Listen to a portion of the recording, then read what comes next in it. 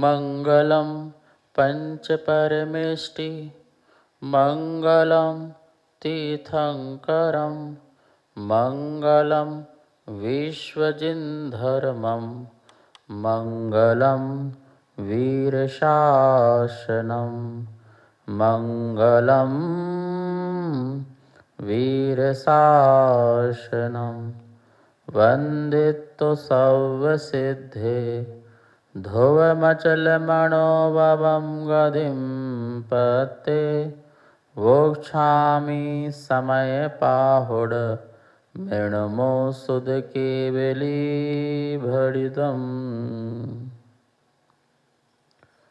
समयसार परम मांगलिक ग्रंथ है। आचार्य कुंद कुंदेव द्वारा ईसा पूर्व प्रथम शताब्दी में यह लिखा गया है। भगवान महावीर स्वामी की वाणी को प्राकृत भाषा में प्रस्तुत किया गया है। 415 इसमें श्लोक हैं। भाषा तो प्राकृत है ही है, शैली बड़ी आध्यात्मिक है।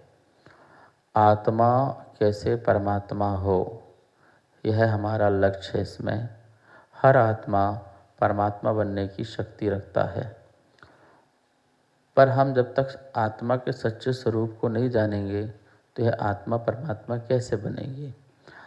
हर पाषाण जिसमें स्वर्ण हो उसमें स्वर्णत्व है, लेकिन स्वर्ण का लक्षण न पता हो तो हम हर पाषाण से स्वर्ण नहीं निकाल सकते हैं।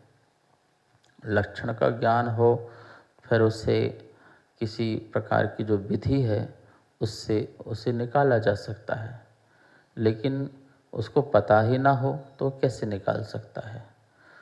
हर दूध में घी है, पर घी बनाने की उसकी कला ना हो, उसको ज्ञान ना हो, तो क्या वो घी दूध से घी बना सकता है? नहीं बना सकता। उसके अंदर कला होना चाहिए। ऐसे ही हर आत्मा में परमात्मा है, पर परमात्मा होने की कला इसके पास होना चाहिए कि परमात्मा कैसे हुए जाता है। तो पहले तो वो ये समझे कि ये आत्मा है, ठीक है ना। पानी से कोई घी निकालना प्रारंभ कर दे तो अनंत काल तक निकालता रहे, कैसे निकालेगा। उसे ये श्रद्धा होना चाहिए दूध है और इस दूध में ही घी है, इससे ही निकलेगा। अब उसे दूध का ही ज्ञान ना हो और पानी को मथ रहा हो, समुद्र मंथन कर रहे हो, अमृत निकलेगा, कैसे निकल जाएगा अमृत भाई? तो ऐसे ही कोई शरीर में ही तपस्या में लगा हो, शरीर को सुखाने में लगा हो, शरीर को कष्ट दे रहा हो, और देते हैं लोग, कई प्रकार से कष्ट देते हैं। कोई अपने चारों तरफ अग्नि लगा लेते हैं और बैठ जाते हैं, अग्नि तपते हैं। कोई पेड़ों में लटक जाते हैं, एक पेड़ से लटके रहते हैं, उल्टे लटक जाते हैं। कोई हिमालय में खड़े हो गए, कोई पर्वत। ये सब ठीक है, कायक्लेश है, लेकिन कायक्लेश कायोत्सर्ग के साथ हो। कायक्लेश तब भी हो तो कायोत्सर्ग के साथ हो, काय से उत्सर्ग हो, काय से मोह हटे कि मैं काय से हटकर आत्मा में जा रहा हूँ, ये भी तो होना चाहिए। कायक्लेश मात तप तपने से वो कभी भगवान नहीं बन सकता। यहाँ पर यही बात कही जा रही है कि भाई तुम अच्छे से समझो कि व्यवहारने से तुम्हारा धर्म और निश्चय से तुम्हारा धर्म, इन दोनों को समझो। व्यवहार धर्म को ही तुम निश्चय धर्म नहीं मान लेना, और निश्चय धर्म में व्यवहार धर्म का प्रवेश नहीं करा लेना। तुम ऐसा ना समझना कि व्यवहार धर्म ही निश्चय धर्म है, तो बस फिर आप एकांकी एक पक्षी होकर के तुमने क्या किया, अपना घात कर लिया। उपास करना धर्म है तो उपास करते रहो। आत्मा का अता पता नहीं है, समता सामायिक साधना का अता पता नहीं है, और क्या कर रहे हैं। उनका मतलब क्या हुआ कि लंघन करना वो ही साधना है। भैया भोजन मत दो शरीर को सुखा डालो, बिल्कुल खड़ा कर दो, इसमें क्या जा रहा है। तुम ही चले जाओगे खड़े खड़े, लेकिन कोई आत्मकल्याण नहीं होगा। भोजन छोड़ना उतनी बड़ी साधना नहीं है जितनी साधना अपने को समझना है। आप अपने को समझ गए तो आहार करके भी केवल ज्ञान हो जाएगा। आहार करके अभी अभी आए हो और आत्मा में स्थिरता आ गई स्वरूप को जान करके, तो तुरंत क्या हो जाएगा?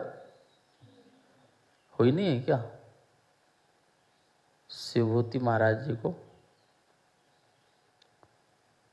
आहार करके आए और थोड़ा भेद विज्ञान हुआ, ओहो दाल अलग, छिलका अलग, आत्मा अलग, शरीर अलग, तुष्मास भिन्न। और वहीं उनको क्या हो गया? केवल ज्ञान की प्राप्ति हो गई। आहार करके आए हैं। अब उन्होंने कोई जंगल में कठोर साधना तो नहीं करी, कोई उपवास तो नहीं किया। तो इसका ये मतलब नहीं कि व्यवहार धर्म अधर्म है, नहीं करना है, करो, लेकिन लक्ष्य पूरा रखो। तो ये समय सार जो है अपनी आत्मा से वास्तविक परिचय कराने का है। जिसको अपनी आत्मा से मतलब अपना परिचय जिसको आ गया वही परमात्मा बनेगा। मेरा परिचय मुझे समझ में आ गया तो मैं परमात्मा हो गया। मुझे तो अपना ही परिचय नहीं पता, और कमाल की बात है दूसरे का भी परिचय नहीं पता।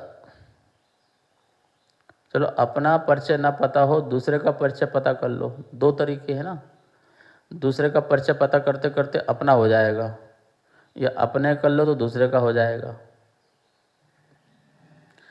शरीर आदि को जान लो तो उसमें फिर अपने को अलग जानने में आ जाएगा, या अपने को जान लो तो दूसरे को अपना जानने में आ जाएगा। तरीके होते हैं ना। बहुत सारे अनाज, मिक्स अनाज में कोई एक अनमोल चीज़ पड़ी हुई है,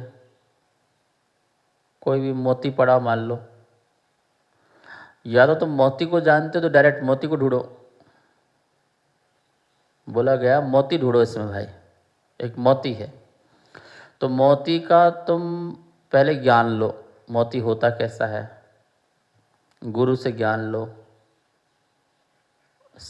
शास्त्र से ज्ञान लो। मोती ऐसे बनता है, सीप में पानी जाता है, फिर उसमें गोल गोल समुद्र में वो ऐसा ऐसा होता है, सीप हिलता डुलता रहता है, तो वो गोल गोल पानी घूमते घूमते घूमते घूमते क्या हो जाता है, उसका कलर चढ़ जाता है, वो मोती बन जाता है। इस प्रकार से है ना, चमचमाता है, वाइट सा होता है, हल्का क्रीम होता है। ये सब अपन ने लक्षण सारे बता दिए। अब ढूंढो। तो दो ही तरीके हैं, या तो मोती का लक्षण जान लो तो मोती को ढूंढ लो, अथवा इतने सारे जो चीज़ मिक्स हैं अनाज के, उनके लक्षण तुम जानते हो तो उनको अलग कर दो, तो बाद में कौन बचेगा? बाद में तुम्हें जो चाहिए वो मोती बचेगा। अरे ये है मोती, तो ऐसा अनुभव कर लो। अथवा आगम से मोती का लक्षण जान करके मोती को ढूंढ लो और फिर ओहो मिल गया, उसका आनंद ले लो। ऐसे ही आत्मा पर पदार्थों के बीच में अनादिकाल से है, और मैं कौन हूँ ये मैंने जाना नहीं। तो भगवान कह रहे हैं कि ये है आत्मा, जिसमें रूप नहीं है, रस नहीं है, गंध नहीं है, वर्ण नहीं है, शब्द नहीं है, ये आत्मा है। तो तुम ऐसा जान लो।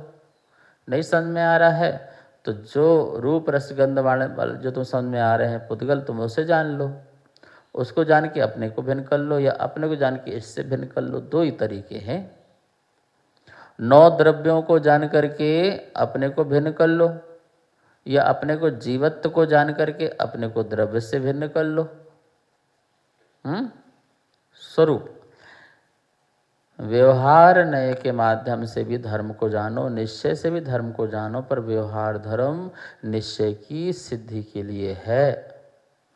व्यवहार धर्म व्यवहार की सिद्धि नहीं करता है। व्यवहार रत्नत्रय, निश्चय रत्नत्रय की सिद्धि के लिए है। मेरा एक एक कदम मेरी मंजिल नहीं है, पर एक एक कदम मेरी मंजिल की सिद्धि करता है। ये निश्चित है कि एक एक कदम मेरी मंजिल नहीं है। मेरी मंजिल तो जब मैं पहुंच जाऊंगा वो है, लेकिन एक एक कदम कभी मंजिल नहीं होती है। लेकिन एक एक कदम के बिना भी मंजिल नहीं पहुंचा जाता है। तो एक एक कदम भी मंजिल को पाने के लिए कारण है, सिद्धि है। लेकिन एक एक कदम का उद्देश्य सिर्फ और सिर्फ मंजिल पाना है, ना कि मुझे रास्ते में अपना टाइम पास करना है। मेरा पूजा पाठ, आराधना, स्वाध्याय, स्तुति, वंदना ये सिर्फ और सिर्फ मोक्ष की सिद्धि के लिए है, ना कि मेरा 1 घंटे का टाइम हो गया, खेल खत्म, बस हो गया भैया बहुत। मेरा उद्देश्य क्या था पता नहीं। मेरे समाज का उद्देश्य, मेरे बिहार का उद्देश्य, हर चीज़ का उद्देश्य सिर्फ एक ही लक्ष्य है, आत्मा की सिद्धि, सर्वार्थ सिद्धि, सर्व अर्थ की सिद्धि, परमात्मा की सिद्धि। वो मेरा लक्ष्य है, वो होना चाहिए। 27 नंबर के श्लोक में ही बात कही गई थी, व्यवहारणयो भासति जीवो देहो या हवदि खलु एको न दुनिच्छयस्य जीवो देहो या कदावि इकट्ठो। देह चेतन एक है, यह वचन है व्यवहार का, ये एक हो सकते नहीं, यह कथन है परमार्थ का। देह चेतन एक है ऐसा हम मानते हैं, ये कथन व्यवहार का है। और यदि कथन न कहा जाए तो हम किसी भी संसारी जीव को समझ नहीं सकते हैं। 14 जीव समाज समझ में नहीं आएंगे, मार्गणाएँ समझ में नहीं आएंगी, गुणस्थान समझ में नहीं आएंगी। गुणस्थान, मार्गणा, जीव समाज, स्वामी जी, ये सब व्यवहार से है। ये जीव स्थान सब व्यवहार से हैं। वनस्पति जीव, तो हम जीव को वनस्पति कह रहे हैं, ये निश्चय है कि व्यवहार है। जल जीव, तो जीव को हम जल कह रहे हैं, सोचो। अग्नि जीव, तो जीव को हम अग्नि कह रहे हैं। वायु जीव, तो वायु को हम जीव कह रहे हैं। पृथ्वी जीव, पृथ्वी को हम जीव कह रहे हैं। चींटी जीव, मच्छर जीव, आप सोचिए हम क्या कह रहे हैं। शरीर से ही जीव का नाम पुकारा जा रहा है, शरीर से। वनस्पति औदारिक शरीर है, और उस औदारिक शरीर से जीव की क्या हो रही है, पहचान हो रही है। हम अपने आप के स्तर से इतने गिर जाते हैं कि हमारी पहचान ही खत्म हो जाती है। एक इंद्रिय में जाकर के हमारी पहचान खत्म हो गई। हम अपने स्वभाव से इतने च्युत हुए कि लोगों ने हमें जानना ही, पहचानना ही भूल गए। दुनिया में कौन कद्र करता है पेड़ पौधों की, पृथ्वी की? जब ताओ काट देते हैं, पृथ्वी खोद देते हैं, किसको दर्द होता है, किसको पीड़ा होती है? पाइप लिया, घंटों घंटों गाड़ियां धो रहे हैं, किसको दर्द हो रहा है कि जल में जीव है ये? वायु का जीव की हिंसा हो रही है, अग्नि जला दी, जल रही है, किसको है? लाइटें जल रही हैं, अग्नि का जीव मर रहे हैं। पंखा चल रहा तो चल रहा है, एसी चल रही तो चल रही है, किसको कष्ट हो रहा है, किसको पीड़ा हो रही है? तुम्हें मानता कौन है जीव? गिनती में 2-4 जैनी तो मानते हैं, बाकी वर्ल्ड में तुम्हें जीव कौन मान रहा है? जंगल की जंगल में आग लगा दो, पूरे पेड़ काट दो, सारी पृथ्वी उखाड़ दो, कौन मान रहा? हम अपने स्वभाव से इतने च्युत हुए कि हमें जीव मानने को भी कोई तैयार नहीं है। हम चेतन हैं, हमें मानने को तैयार नहीं है, सब हिंसा में आतुर है। सोचिए, हमने गलती की ना, हमारी गलती की, हमें कोई मानने को तैयार नहीं है।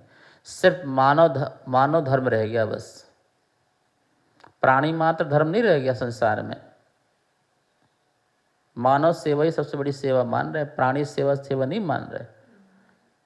मान रहे होते तो लाखों करोड़ों रोज मछलियां मरती हैं। बड़े के बड़े क्या बोलते कि सिप हैं, पकड़ते हैं, क्रेन से पकड़ते हैं, ऐसे डाल देते हैं, कट कट कट कट काट डालते हैं। कितने प्रकार के समुद्र से जीव को निकालते हैं और लोग खाते हैं। कौन मान रहा तुम्हें जीव? खाने की वस्तु मान रहे तुम्हें? खाने की वस्तु तो मान रहे, घिया है, तोरी, सब खाने की वस्तु तो मान रहे, तुम्हें कौन मान रहा जीव? बोलो, कोई नहीं मान रहा। हमने अपने स्वभाव को इतना छोड़ दिया, सिर्फ संसार में मानव को मान रहे। अब तो मानव को भी कहाँ मान रहे? कौन करने जा रहा है मानव की सेवा? कौन मानव को?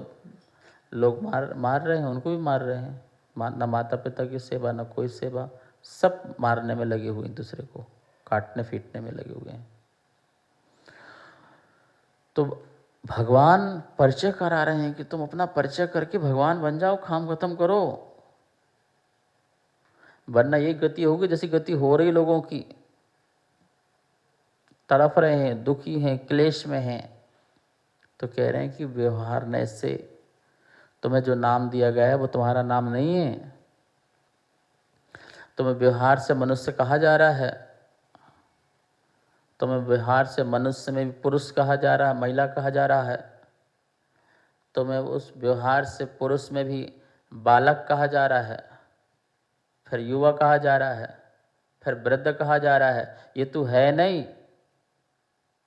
ये तू है नहीं, तेरा स्वरूप नहीं है। तो अपने आप को वृद्ध मत मान लेना। वृद्ध लोग कहेंगे, तेरी पहचान, तुझे देखते नहीं है डायरेक्ट ना, तू जीव आत्मा दिखता नहीं है डायरेक्ट, तो जो दिखता है उसको देख के तेरे नाम रखते हैं। अभी बालक दिखता था तो बालक बोलने लगे, अब युवा दिखने लगा तो युवा दिखने लगे, अब वृद्ध दिखता तो वृद्ध दिखने बोलने लगे, कभी मोटा बोलने तो मोटा दिख के मोटा बोलने लगे, पतला को पतला, छोटे को छोटे, ठिंगू बाबू, लंबू बाबू, ये सब बोलने लगे। किसको देख के बोल रहे हैं भाई? तो तुझे देख के नहीं बोल रहे, पर तेरे लिए बोल रहे हैं। तेरी पहचान तेरे शरीर से हो रही है। इसलिए कहा शरीर की स्तुति क्या कहीं आत्मा की स्तुति नहीं है? शरीर की स्तुति क्या कहीं आत्मा की स्तुति नहीं है? बोले है तो वो तो मिथ्या है। तो फिर आप देह को ही आत्मा क्यों नहीं मान लेते हो? क्यों हमें झंझट में डाले हुए हो कि नहीं देह अलग आत्मा अलग? अरे जब अलग है तो सीधे आत्मा की बात करो ना, देह की बात ही मत करो ना, सीधी सी बात है। बोले नहीं, हम उस आत्मा की बात कर रहे हैं जिस देह में है वो शुद्ध है। तो उस शुद्ध आत्मा की प्रशंसा में उस देह की भी प्रशंसा हो जाया करती है। मंदिर में बैठे भगवान को नमस्कार करते तो है ही हैं, लेकिन जिस मंदिर में भगवान है तो उस चौखट की वंदना हो जाती है। तो चौखट की वंदना भगवान की वंदना है, ना कि चौखट की वंदना है। अब चौखट को कोई भगवान मान ले तो उसकी बेवकूफता है। तुम गुरुओं की चरण वंदना करो तो तुम गुरुओं के चरण को ही गुरु मान लो तो तुम्हारी मूर्खता है। गुरु के पैर हाथ दबाने जाओ, सेवा करने जाओ तो तुम शरीर की सेवा को ही गुरु मान लो तो तुम्हारी मूर्खता है। उस सेवा में आत्मा की सेवा है कि इनकी आत्मा परमात्मा बने, रत्न त्रय को पूर्णता को प्रकट हो, ऐसी भावना से हम पैर दबा रहे हैं तो दबाओ। पैर तो माध्यम है, मंदिर तो चौखट माध्यम है पार होने के लिए, भगवान तक पहुंचने के लिए। शरीर माध्यम है साधना के लिए, लेकिन साधन है, साध्य नहीं है। साध के कारण साधन भी पूजा जाए तो पूजा जाए, लेकिन साधन तो साधन ही है। कहीं साधन को ही साधना मान लिया जाए। कारण से कार्य की सिद्धि हो तो कार्य ठीक है, कार्य पूजनीय है, लेकिन कहीं कारण को ही सब कुछ ना मान लिया जाए।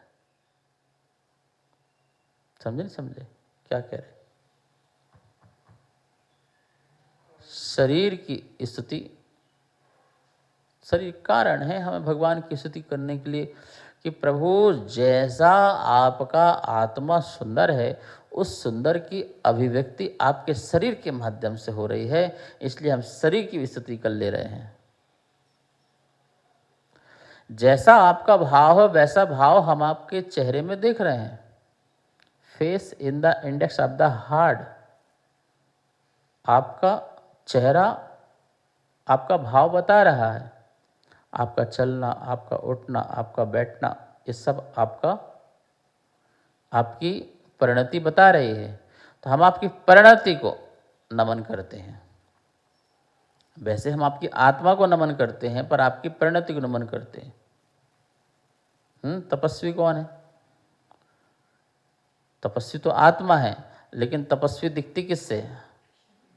शरीर से दिखता है। तो हम शरीर की पूजा कर लेते हैं। महाराज जी की फोटो खींची तो फोटो में क्या दम? तुम्हारे घर में फोटो लगी है तो तुम क्या बोलते? महाराज जी हमारे घर में है। बोले कैसे? हमने बहुत बड़ी फोटो लगा रखी है, ये सामने महाराज जी है। अब भले प्राणी से पूछो महाराज जी है क्या है? वो पुद्गल है कि महाराज जी है? जो तुमने फ्रेम बनाया है, लकड़ी का फ्रेम बनाया है, प्लास्टिक में बनाया, किसी में बनाया, वो प्लास्टिक लकड़ी वो है क्या? वो महाराज जी है कि वो प्लास्टिक लकड़ी है?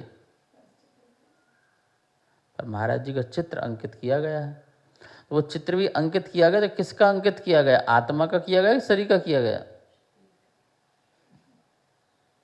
फिर भी ये महाराज जी है। नमोस्तु महाराज जी। सुनो भैया, जैन दर्शन में मूर्तिमान से अमूर्तिमान की पूजा है, रूप से अरूप की पूजा है। रूप से अरूप की यात्रा जैन दर्शन है, दृश्य से अदृश्य की यात्रा जैन दर्शन है। दृश्य से अदृश्य हो जाना। यदि दृश्य तो याद रहा और अदृश्य नहीं रहा तो मिथ्या हो जाएगा। ये बात यहाँ कहना चाह रहे हैं समय सार में 27 नंबर की गाथा में। समझ में आए? व्यवहारणयो भासति जीवो देहो या हवदि खलु एक को। व्यवहार से दोनों एक हैं, दृश्य अदृश्य एक हैं। लेकिन नदु निश्चयस्य जीवो देहो या कदापि इकट्ठो, कदापि कभी भी इकट्ठो ना निश्चयस्य, निश्चय से दोनों कभी एक नहीं हो सकते हैं। दृश्य कभी अदृश्य नहीं हो सकता, अदृश्य कभी दृश्य नहीं हो सकता, रूपी कभी अरूपी नहीं हो सकता, अरूपी कभी रूपी नहीं हो सकता, मूर्तिमान कभी अमूर्तिमान नहीं हो सकता, अमूर्तिमान कभी मूर्तिमान नहीं हो सकता। आचार्य विद्यानंद महाराज जी ने लिखी पुस्तक लिखी है, मूर्ति मंदिर पूजा, ऐसी पुस्तक लिखी है। उनमें स्पष्ट लिखा है कि जैन धर्म मूर्ति से अमूर्ति हो जाने का नाम है। मूर्तिमान से अमूर्तिमान के दर्शन करने का नाम जैन दर्शन है। अभी तो आप मंदिर जाते हो तो चांदी सोने धातु पाषाण की प्रतिमाओं के दर्शन करके आते। भगवान के दर्शन करके कौन आता है? भगवान के दर्शन करके कौन आता है? जो प्रतिमा में प्रतिष्ठित किए हैं हमने अरहंत भगवान, उसके दर्शन कौन कर रहा है? हमने तो पाषाण की प्रतिमा प्रतिष्ठित की है तो उसके दर्शन कर रहे हैं। लेकिन उसमें जो ज्ञान दर्शन सुख शांति आनंद संयम तप समाधि सब कुछ जितने अनंत गुण हैं, उन अनंत गुणों की परिकल्पना कौन कर रहा है उसमें? बोलो। तो देव दर्शन हुआ ना, जिन दर्शन कहाँ हुआ? जो देव बने हैं उनका दर्शन हो गया। बिंब दर्शन हुआ। कौन दर्शन हुआ? बिंब दर्शन हुआ, जिन दर्शन नहीं हुआ। और यहां कह रहे हैं बिंब से जिन की ओर जाओ, प्रतिमा से परमात्मा की ओर जाओ, आकार से निराकार की ओर जाओ, उसका नाम दर्शन है। भगवान निराकार है कि नहीं? समझ दो। निराकार है ना। आकार मतलब शरीर है, और शरीर रहित हो गए हैं तो सहित से रहित की ओर जाओ, संयुक्त से असंयुक्त की ओर जाओ। शरीर सहित है थे, पर शरीर सहित से शरीर रहित की ओर जाओ, युक्त से अयुक्त की ओर जाओ, संयुक्त से असंयुक्त की ओर जाओ। आकार से निराकार की ओर जाओ। समझ आया ना? तो जाकर के तुम्हें दर्शन होंगे। व्यवहार में निश्चय देखो, आंखों से देखना परमात्मा का ये व्यवहार है, पर उस देखने में भी प्रभु का भाव आना, परमात्मा के गुणों का स्मरण होना, ये निश्चय है।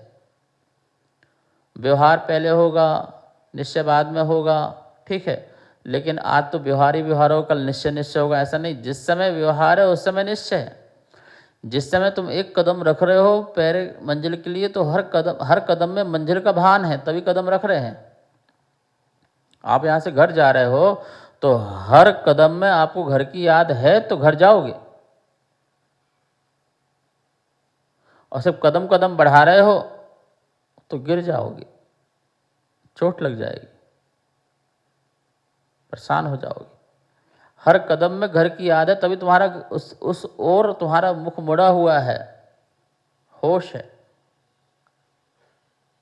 ऐसे ही तुम्हें देव शास्त्र गुरु की भक्ति स्तुति करते समय भी उनके जो निश्चय गुण हैं उनके प्रति भी तुम्हारा झुकाव होना चाहिए, जो हो ना। साधु के दर्शन करते समय साधु में जो रत्नात्रय है उसके प्रति झुकाव होना चाहिए। साधु के रूप रंग में थोड़ी होना चाहिए, साधु के पीछे कमरे में थोड़ी होना चाहिए। वो तो एक माध्यम है कि भैया इनकी आत्मा अंदर है और इनकी आत्मा ने ये वेश धारण किया है। अंदर से इतने नग्न हो गए कि शरीर भी नग्न हो गया। कसायों से इतने नग्न हो गए, इतने वीतरागी हो गए कि शरीर भी क्या हो गया? नग्न हो गया। तो शरीर की नग्नता पूज्य हुई अंदर की नग्नता से, बाहर की नग्नता से आत्मा पूज्य नहीं हुई। बाहर की नग्नता से तो सारे जानवर नग्न हैं, सारे पेड़ पौधे नग्न हैं, सारा आकाश नग्न है, सारा सब कुछ नग्न है संसार में। अंदर की नग्नता से शरीर नग्नता हुई, इसलिए शरीर की पूजा है। शरीर के माध्यम से आपकी पूजा है, आपकी आत्मा की पूजा, ये बात है। व्यवहार से दोनों एक होते हुए भी निश्चय से दोनों एक नहीं है, इसलिए व्यवहार से हम निश्चय की सिद्धि करते हैं। शरीर की स्तुति भी आत्मा की स्तुति मानी जाएगी, ऐसा व्यवहार धर्म कहेगा, निश्चय धर्म नहीं कहेगा। निश्चय तो कहेगा आत्मा आत्मा है और शरीर शरीर है। इस प्रकार से यहाँ पर जो है आज अपन ने 27 नंबर के श्लोक के माध्यम से व्यवहार से जीव शरीर एक है और निश्चय से दोनों अलग हैं, ऐसी बात हुई। शेष विषय जो है कल करेंगे, आज इतना ही। जावाणी के ज्ञान से सूझे लोकालो, शो वाणी मस्तक धरो सदा देत हो धो। हे जनवाणी भारती तो हे जपो दिन रे, जो तेरी शरणा धरे सो पावे सुख चैन। सबको मंगल आशीर्वाद।